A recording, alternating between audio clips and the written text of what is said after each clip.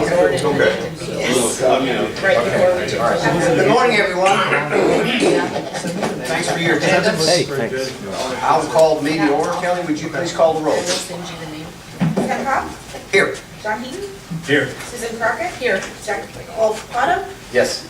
Jonathan Sinna, Here. Gary Bowie, Mike Gallagher, Present. Jason Shirley. Here. We do have a quorum. The first item on our agenda this morning, item number 3, is approval of the minutes of 12/12/2018. Move to approve. Second. We have a motion to approve in a second. All in favor say aye. Aye. Any opposed, same sign. Motion does carry unanimously. Next item, director and staff comments. Nobody has any, no directors have staff or comments? Either one. Okay. How about a legislative update? Would you like to give us that, John? Yeah, where we are on that Senate Bill 54, which was a bill we were interested in, is no longer, or by this, it's still not been heard by the first committee. So probably it will not be able to get through. Session's over on Saturday. So You want to expand on what the legislative intent was with that a little bit? the basic problem with that bill was that it required the state to do exactly what the NRC is doing. And the reality is that that's probably a $10 million process. And I think that after looking at the FIR and looking at the financial impact statement and looking at some of the other conditions associated with that review, I think that it made it pretty clear, as well as the fact that the Attorney General has unequivocally said that the state has no involvement in the licensing process. So that was, I think those were the two issues that probably put that to rest. I think our people that are working there on our behalf are doing a really good job in terms of contacts and updating and keeping everything under control, aside from meeting with cabinet officials and meeting with legislators. So I think that's all been very effective. Thank you, John. Thank you, Mr. Chairman. Next item is the annual meeting notice resolution, and this is an action item. So, Mr. Caldwell, do you have some comments on it? I do, Mr. Chair, Directors. This is similar to the Open Meetings Act resolution that you passed for last year. There are two primary changes. The notice requirement for regular meetings is changed from 10 to 7 days. If you recall, last year I told you that the AG's recommendation was to use 10 days, but after having spoken with someone in the AG's office and having spoken with numerous other local entities, almost everyone is using 7 days for regular meeting notice. So I've made that change. Secondly, we do have regular meetings. The old annual resolution stated we did not have regular meetings, and you'll see in that paragraph it says that the regular meetings are to be held on the second Wednesday of the fiscal quarters month. So it would be March, June, September, and December. So those are the two primary changes in this resolution. I'll stand for any questions if you have any. Questions or comments from the board? Said March, June, September, November, Yes, sir. second Tuesday. I would move we adopt Second Wednesday. the open meetings resolution.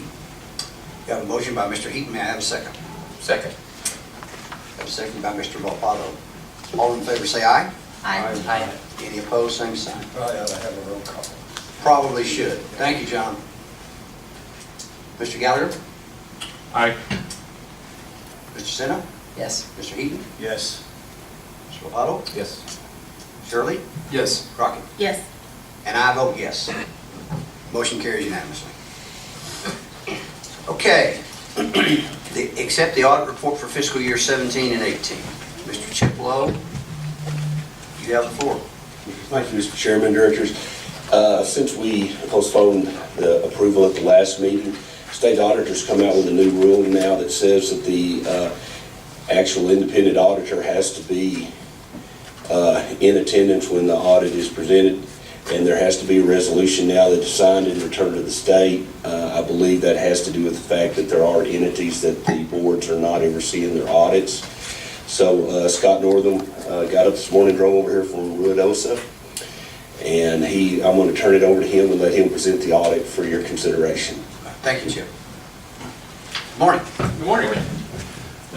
Commissioner and members, my name is Scott Northam, and yes, I did drive all the way from Ruidosa this morning, and it was awful fun fighting the wind. To clarify a little bit also that the DFA is also requiring the resolution to be remitted to their, as a requirement for them. The state audit rule is being updated this year to include that all agencies with boards, commissions, and governing bodies have the independent auditor present in open meeting. So we're just being ahead of the curve and doing this today so that, and with the resolution, so that we can go ahead and be in compliance with both state auditor and DFA. The audit in front of you is an unqualified audit.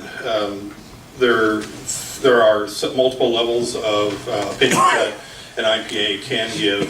The highest level is unqualified, whereas there are no exceptions. So below that is a modified, whereas if there's an instance where we cannot substantiate a particular procedure or an account balance, and the other two are adverse and disclaimer, which we don't really need to worry about those. So we can go through, and we have an unqualified opinion for the audit. On page 1 and 2 is the letter. Page 3 is statement of net position for the year.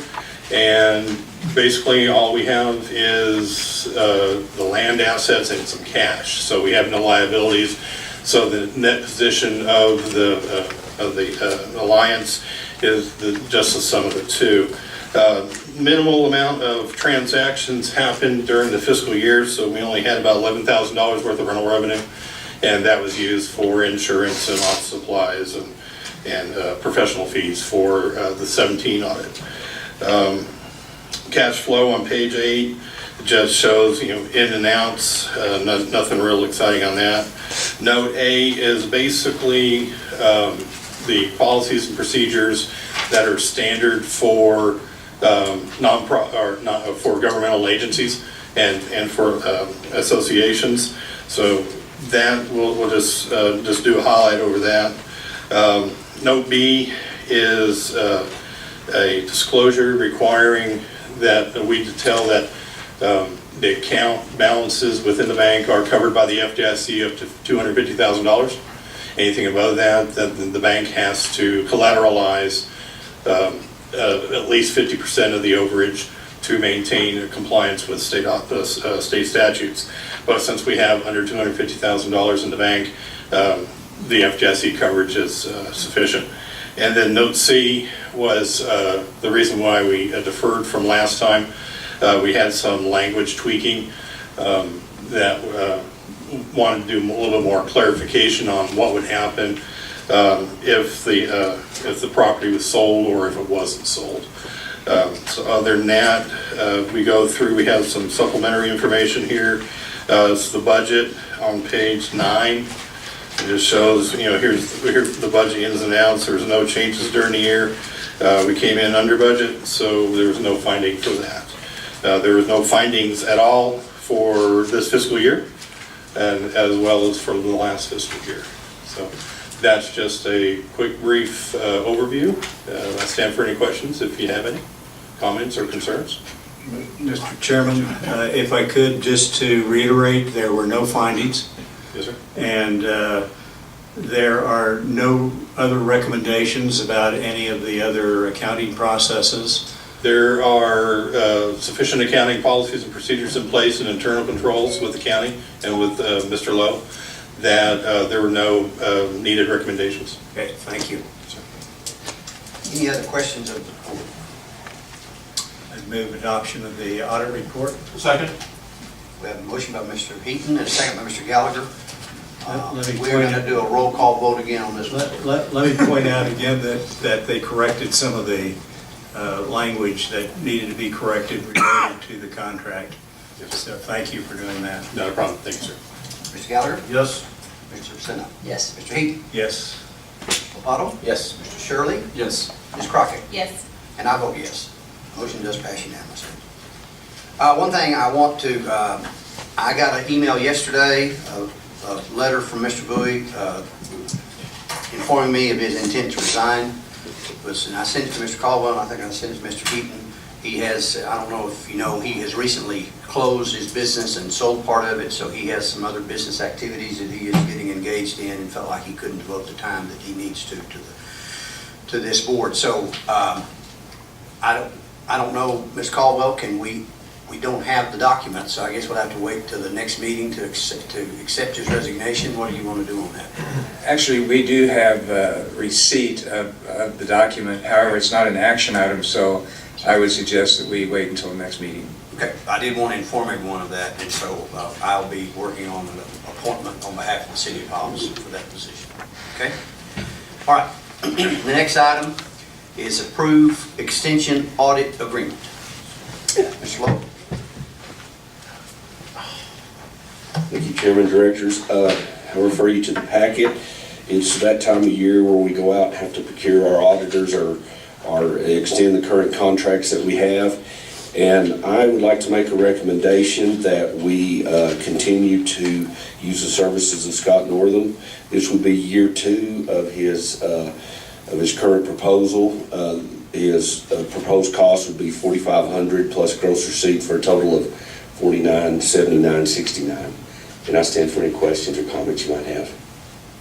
Questions of the board? I move we accept the proposal for the audit. Second? We have a motion by Mr. Heaton, a second by Mr. Gallagher. I will again call for roll call. Mr. Gallagher? Yes. Mr. Sinna? Yes. Mr. Heaton? Yes. Mr. Lopatto? Yes. Mr. Shirley? Yes. Ms. Crockett? Yes. I vote yes. Motion does pass unanimously. We're going to have a big headwind going back. And we'll lose a lot of gas. Trying to get you plenty of travel time. All right. Yeah, we need to get that audit fee done before he goes back. We have for discussion the financial report. Mr. Lowe. Thank you, Mr. Chairman. Directors, if you'll refer to the packet, there is the expenditure report that is as of the date ending March the 4th. If you will see, we had so far year-to-date $75,000 in revenue, which includes the 3 contributions from 3 of the entities, $600 in advertising, our property insurance at $27.72, and then under contract labor and professional services, the $30,000 comprises the audit fee for FY18 plus the year-to-date billings by Montgomery and Andrews, which you can see the detail of all the expenditures down below. I stand for any questions you might have. Any questions of the board? May I have a motion for approval? So moved. Have a motion by Mr. Sinna, and may I have a second? Second. Second by Mr. Lopatto. Mr. Chairman. Questions? Mr. Chairman, a point of order, please. I don't think we need to approve the financial report. Well, that's right. It's not customary. Oh, okay. We just, Well, it doesn't say action. well, no, it's below, it's just, Oh, it's just discussion? just Excuse me. discussion item. Okay, we're good. We need a cute little line that moves that all the way to discussion. I missed it too. Is there any other questions regarding the financial report? If there are none, then we'll move to item number 10, approve accounts payable. Chair? Thank you, Mr. Chairman. Directors, if you will look at that same page down at the bottom, the items that are highlighted in green are the ones that have been expended since the prior meeting. And then we have one we received the other day, the Montgomery and Andrews bill for February 2019 that is yet to be paid. I normally have the chair, and at least Mr. Heaton, review all the legal bills before we pay them. That's just a practice that we've been doing. So I submit these and stand for any questions you might have. We have any questions of the board regarding the payment of the expenses? Make a motion to approve the accounts payable. We have a motion by Mr. Gallagher. May I have a second? Second by Ms. Crockett. All those in favor say aye. Any opposed, same sign. Motion does pass. Item number 11, approve preliminary budget. Mr. Lowe. Thank you. All right, if you look at the next page, I put together a preliminary budget. I projected the cash balances as of July 1st, 2019. I believe it'll be somewhere around $128,000. Projected revenue would be $11,000, which would be for the current lease. It's not taking into any consideration for any contributions by any entity that I know that discussion is forthcoming. If you look, the major point, the $72,000 in contract labor and professional services is based upon what I'm looking at as an average of the Montgomery and Andrews services on a monthly basis, plus the annual audit fee. And then we had $20,000 in contract legal last year. The others are basically the same as they were in the prior year. And so I stand for any questions or comments you might have. Any questions of the board? May I? Adoption of the budget. I do. Okay. Mr. Chair, board members, so as we're looking at this right now, and thank you, Chip, for putting this together. I don't know how much input you had from us and how you put this together. But I'm looking at the line items, 2102, legal services for 20,000, contract services for 72, 2152. The board, I mean, this will be a time, if we think that this is a sufficient amount, that'd be great. But if we think that we might need more for these line items, I would suggest, Mr. Chairman, that we discuss, having that dollar amount in these particular line items now. That way, all the different agencies can, start budgeting accordingly. So I noticed that we're estimating or budgeting $20,000 for contract legal services. I don't know if that's an amount that would be sufficient, insufficient. If there's more, I would suggest now's the time to look at increasing it if we need to. Is that legal for the whole year? I think that's for our advisory legal services, Yeah. correct? So, Ms. Caldwell, I'd ask you to respond. And I apologize, Mr. Chairman, board member, I just now looked at this, so otherwise I would have talked to them prior to this, Chip and John, but I just noticed that, so I'm bringing it up now.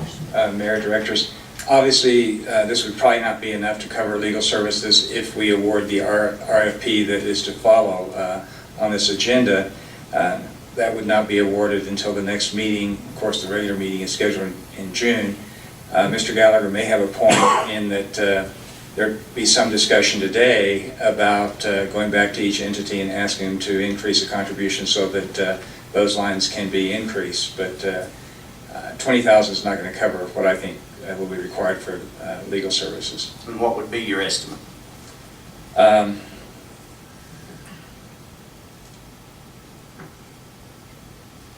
At this time, probably to finish the fiscal year, this is proposals for next fiscal year. I'm going to suggest, and you may be a little surprised, probably around $75,000. I think it sounds more realistic as well. I think it's still a little low, to be honest with you. I'd rather be safe. I'd rather have a sufficient amount, and not have to go back to the entities and do a budget adjustment. I'd rather have as close to the mark as possible at the offset than later on.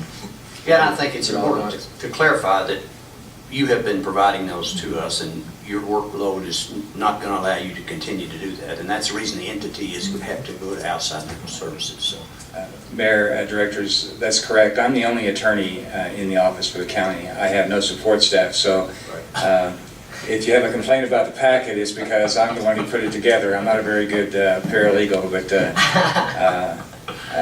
I will help whoever comes aboard as outside legal counsel to get them oriented and facilitate their work. But Mr. Gallagher is probably right. It could be $100,000. It could even be more. But I do think the board should discuss going back to each of its entities to discuss appropriating more money. So once we get an RFP, I mean, that will give us a and once we get that out, we'll have a more specific idea so we can go back and all of us go. So Eddy County, Lee County, we can go and say, this is what we're looking at, and then should we approve that here?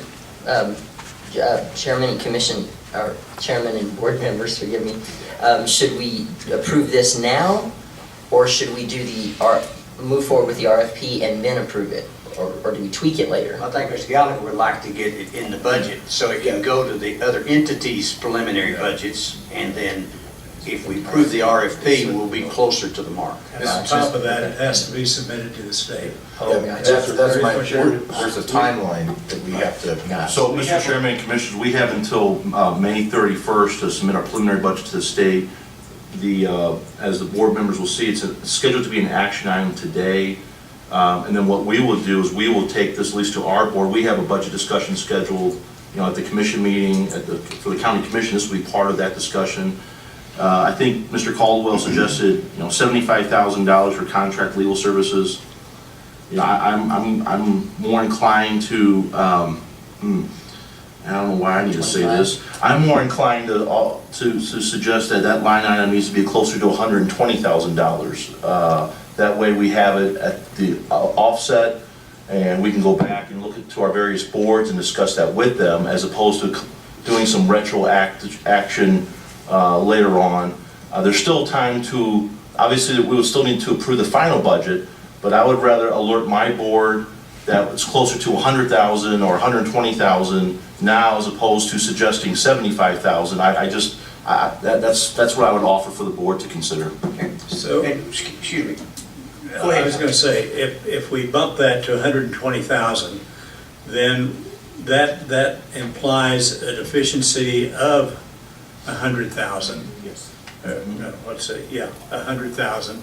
So that means that we will need to approach our various entities with a number that looks like 25,000, just to be even. So what is your suggestion in terms of what that number should be if we have some kind of a buffer, maybe 35,000, so that we've at least got a $40,000 budget buffer?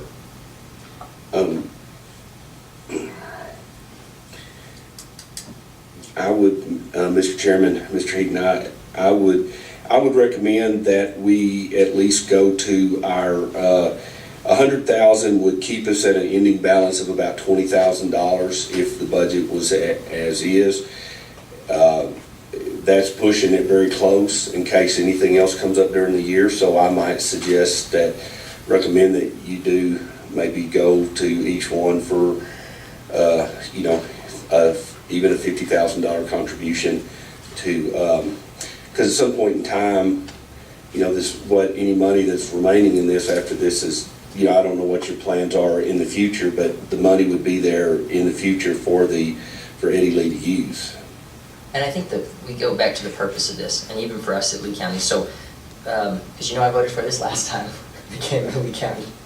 But the purpose is to make sure, and you can help me clarify if I'm not expressing this correctly, Mr. Caldwell, but it's to make sure that we're going about things appropriately, legally, that we're following the Open Meetings Act, that we're being advised for. I assume it's the lobbying process involved too, but what is all that? Can you clarify for us? Mayor, directors, the contract labor professional services is for the lobbyist contract. So the contract for legal services would be specifically for legal services. The increased contributions could go, once it gets to the board, it could go into the legal line, it could go into other line items that the board needs. The board may adjust the budget, but I believe what I hear Mr. Lowe saying, and County Manager Gallagher, is that a contribution of $35,000 to $50,000 from each entity. And of course, there still is, may need to be some discussion about Lee County making even a larger contribution than the other three entities. But we can talk about that at a future time. So. Now, I think it's important to know, if we put $100,000 in our legal, we're not paying somebody $100,000. They're being paid on an hourly rate. Yes. So it may, even though we budget the $100,000, it's incumbent upon us to ensure that we get what we pay for in terms of that hourly rate. So it's not a one-time $100,000 contract. Correct, and we'll cover that more when we get to the RFP, but we're asking for their rate schedule. And most local governmental entities pay attorneys who are doing general counsel services anywhere from $150 to $175 an hour, which is much less than for transactional law, IRBs, and items like that. Right. This RFP calls for the general counsel to provide, I think, maybe 10% or 15% of transactional law, so maybe a little bit more than 150, 175. But they would have to bill for their work. It's only actual work done, they bill for it. You're right, we're not paying And somebody. we would get a detailed statement of the work they performed and the hours that they did to do that. That's correct. Yeah. So I think it's important to make sure we note that. Mr. Chairman, in view of, I've tried to avoid lawyers lately, so I'm not certain what Some of my best friends. the rates are.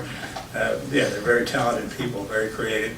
And I'm inclined to agree with Mr. Gallagher, who has been dealing with these bills and has probably a better understanding about what the basic charge may end up being, which is the $120,000 that he mentioned.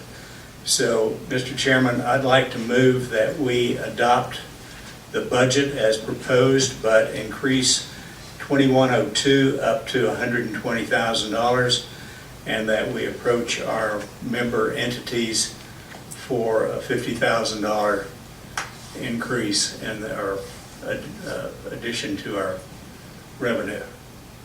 Okay. Mr. Chairman and Mr. Eaton, I'd like to tack on to that along with that ask, that we have a memo sent out from the chairman that describes why we're asking our entities, so nothing gets lost in translation, that we have a very concise, this is why we need additional funds at this time, we haven't needed them in the past, and not necessarily in the future, maybe, but. Would you accept that amendment to your motion? I think that's a very friendly amendment. I accept that. Okay. So with that, I'll second.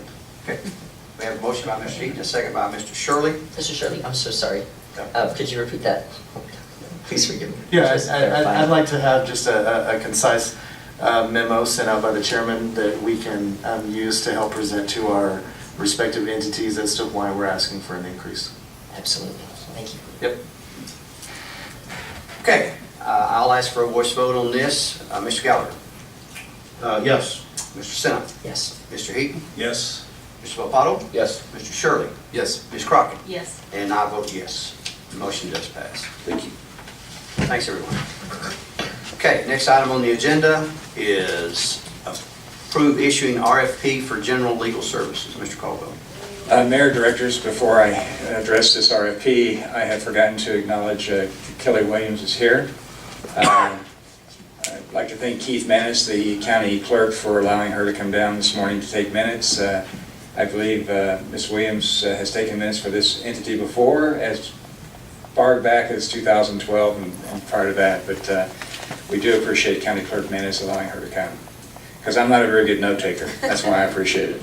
And with that, Mr. Chairman, board members, let me just say that Kelly, Ms. Williams handles the meeting minutes for all the county commission meetings. So she is an expert in taking great meeting minutes, and she does a great job at the county. So we expect nothing less than what she here at this meeting as well. Thanks, Thank you so Kelly. much. We appreciate it. Mayor, Directors, what you have before you is the legal notice of request for proposals for general counsel services. You considered that at your last meeting. I believe it was Mr. Heaton who asked that some more specificity be added to the economic benefit portion of it. So there have been two changes to this RFP. The first change is the due date has been changed from February to April 17th, 2019. And then on page 2 of 5, in paragraph 4, it asks the breakout of attorney hours, paralegal hours, travel time, and how travel expenses will be billed. And then it gives an example of how they could be billed. But we want the proposals to tell us, because it's highly unlikely that the attorney will be local. There aren't that many attorneys in Eddy and Lea County, and those that are there usually have conflicts with the entities, or they work for the entities. So it could be an Albuquerque firm, it could be an El Paso firm, it could be a Roswell firm or something like that, but there will be travel time involved in it. But hopefully, Mr. Heaton, I've addressed your concerns. You did, Mr. Caldwell. Thank you very much. I appreciated that. And with your explanation, I'd make a motion that we adopt the RFP presentation. Second. A motion by Mr. Heaton and a second by Mr. Gallagher. All those in favor, please say aye. Aye. Any opposed, same sign. Motion does pass unanimously. Next item on the agenda is public comment. Anyone would like to speak to the board, we ask that you please keep your comments to 3 minutes or less. Does anyone like to speak to the board this morning? Okay. We will convene in closed session to discuss state litigation with the board may become participant regarding administrative procedures as permitted by New Mexico MSA 1978, Section 10-15-1H7. So, we have a meeting room behind us here. We can go in there. That's the appropriate place to do that. May I have a motion for us to go to convene in closed session? So moved. Second. Now, who was it, Mr. Shirley? Yes, sir. Have Mr. Shirley made the motion and Mr. Gallagher made the second. All in favor, say aye. Aye. Any opposed, same sign. Mayor, you need a roll call. Oh, I do, I need to look. Okay. Mr. Gallagher? Yes. Mr. Senna? Yes. Mr. Heaton? Yes. Mr. Alpado? Yes. Mr. Shirley? Yes. Ms. Crockett? Yes. And I vote yes. Okay, thank you, Ms. Caldwell. What did you do, John? Hey, I went up to the county for a really good snack. You're welcome to borrow my pen.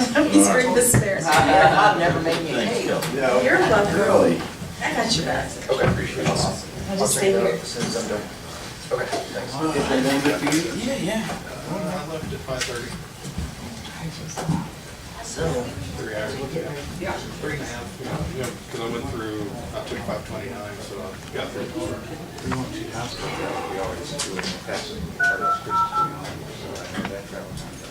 Do that 10 a.m. I will do. Okay. Well, how's life in Carlsbad, Wash? Busy as all get out. Yeah, we drove over Saturday night and went to the Trinity Hotel for dinner. Yeah, it's a good little spot for that. We can get in. Yeah, we made reservations. No, that's. I like the wine taste. You know, we went an hour early, Yeah. but we had to wait around for a little bit. Then we got in and did the wine tasting, and then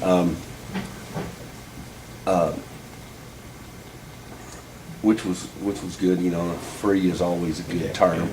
That's a popular deal that they have. The best wine, though, is the Yellow Bricks.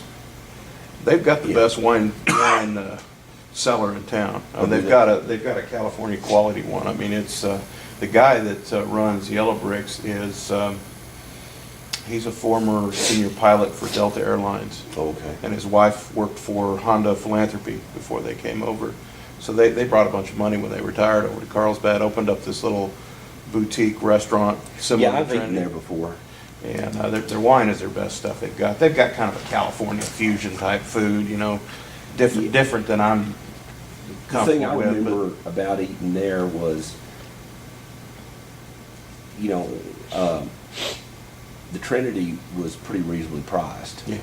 But Yellow Bricks is pretty expensive. Yeah, Yellow Bricks is up there. Of course, you're used to going out of town anywhere outside of southeastern New Mexico. Yeah. You know, when we go to DC, it's always, okay, we gear everything at Cattle Baron price. That's what we call it, Cattle Baron, because Cattle Baron's like, that's about the upper end that I like to pay when I take the family out to go eat a nice hamburger or steak or something like that. You go to DC and you just might as well throw that Cattle Baron, you know, I know. the McDonald's could be Cattle Baron priced up there, you know, you can't find anything around downtown. You're always having to go to those damn restaurants that, you know, that everything's a la carte, and yeah, the food's good, but We you used, know, when I'd it's go up there expensive. and work, I was right there a couple of blocks from I was right there between the Capitol, basically almost between the Capitol and Union Station. Yeah, Union yeah. Station was almost right across the street from where we were working. Yeah. And what always get me is I'd have to pay $400 a night for a hotel room. You can do that in Carlsbad. Yeah. And I just always ate, there was it's right there across the street, across that deal from Union Station, there's a corner bakery. Yeah. And I used to eat in that corner bakery all the time. Yeah, there was a microbrewery over there too that was Capital City Brewery. Yeah. It was really good. We used to eat Yeah. that all the time, Yeah, that right was above around the the- Postal Museum. Yeah, that was Right there. around the corner, I think. Yeah. I've stayed in that Irish hotel over on the block there that faces the park. It's 2 blocks away from Union Station. I stayed in Hotel George, and Which is across the, it's in the middle of that block. yeah, it's over on the other side of the block. Yeah, and then around the corner, there was another hotel that we would stay A at. number of them. You know, normally with this DOE stuff, they set up the DOE stuff over in, used to be the LaFont Hotel over by the Forrestal building, and they did that because it was right next door to the Energy Department. But they've been meeting over in Alexandria, right across the bridge there from the university. And, I mean, we've been hopping around now, so it's kind of interesting because every time I go over there, it's, you know, we try to find places to eat right next to it. And that one in Alexandria, we went and walked, and it was a college town, so all the stuff that was there was, you know, the college grill type stuff. And, DC's got all kinds of crazy places to eat, but if you're downtown, you know, especially if you're, you know, if you're running between the Capitol building and those areas, got Bobby Vans and the 2 different chop houses, Sam's Chop House, and just all of those over there. I mean, they're great food, but when you go in there, it's like, well, we're not eating today, so we could go afford to eat dinner tonight at the place. I know. It's a whole it's pricey. You know, I know that I would work with this lobby firm up there, and it was with the National Community Action Foundation. Oh, yeah. And I was their finance person, so I'd go to those meetings and I'd go up there and work with them. And that girl is like, you know, she's 26 years old, had a master's from UT, and she's making like $75,000. 26 years old makes it. She goes, that's not enough money. I should be making at least $125,000. You can't live at DC, 75,000. And I'm It's like like- living in California. And I'm like, you know, that's crazy that you think, and we would sit there and we'd have discussions, you know, with staff. Mhm. She was the chief of staff, and I'd go, and she would, she had a master's at UT, Mhm. and I'd ask her, you know, she'd start talking, I'd ask her, and I go, now you're how old? 26. I go, 26. I go, okay. And I said, have you ever been to West Texas? No. And I go, you're 26 years old, you've never been to the part of the country I live in, no problem. I said, how the hell can you write policy? I said, you don't know anything, number one. You've been to DC. You know, every Yeah. damn Congress office there is populated by people that are under 30. They don't know a damn thing. When you talk to them, they're all law student, Yeah. clerk type people. And I agree with you. You go there and you try to educate these people, and it's like you're speaking a foreign language. Well, I just don't think that's true. Yeah, what all of our representatives and senators should do is they can hire people from up there, but they should send them back to the home offices to work for Right. a year and learn what's going on in the area Yeah. before they put them up there, because those people are the most clueless people on the planet. Yep. They don't understand what's going on. You know, one of the ladies that was up there was into environmental law, and that's my background. I mean, I'm big in the environmental stuff. And, you know, I sit on the Water Quality Commission here in the state of New Mexico, and I've been a utilities person for years, and my background's all from that. So I'm talking about water treatment and, you know, water reuse. And there's a big perception by people that live out of the area that you can take that water, that produced water from the oil field that's pulled out of 3 miles underground, and drink it.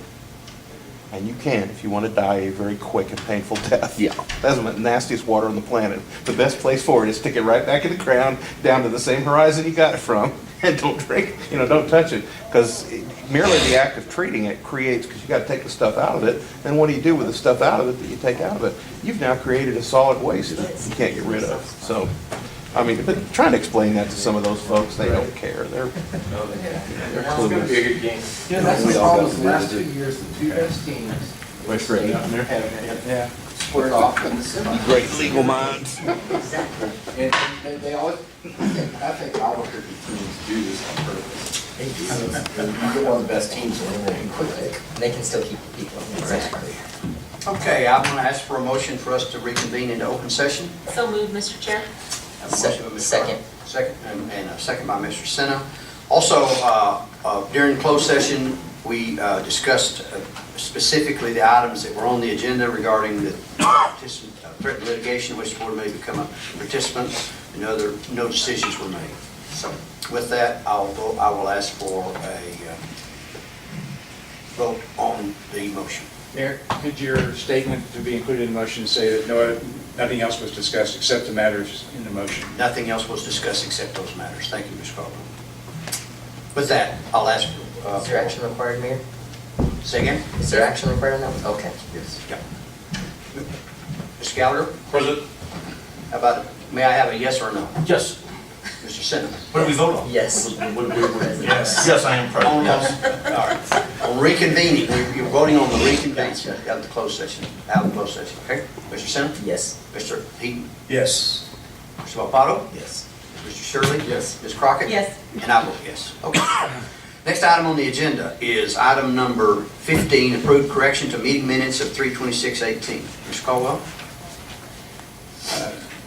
Mayor, directors, this agenda item is to correct the meeting minutes from March 26, 2018 to reflect those members who were not present as required by state law. Stand for any questions if you have any. Questions of the board? May I have a motion to approve? So moved. We have a motion by Mr. Shirley. May I have a second? Second by Ms. Crockett. And we will again do a roll call vote. Mr. Gallagher? Yes.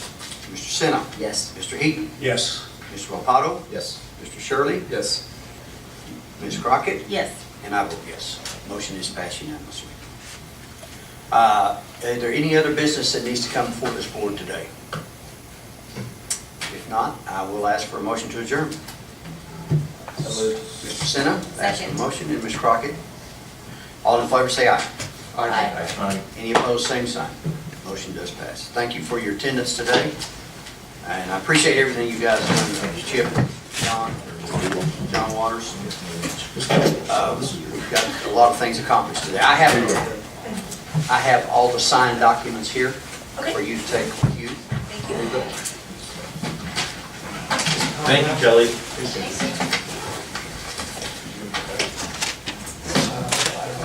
Take care of yourself. Hey, see you. Good to see you too. I will have Roberta, I know she's working on this stuff. We switched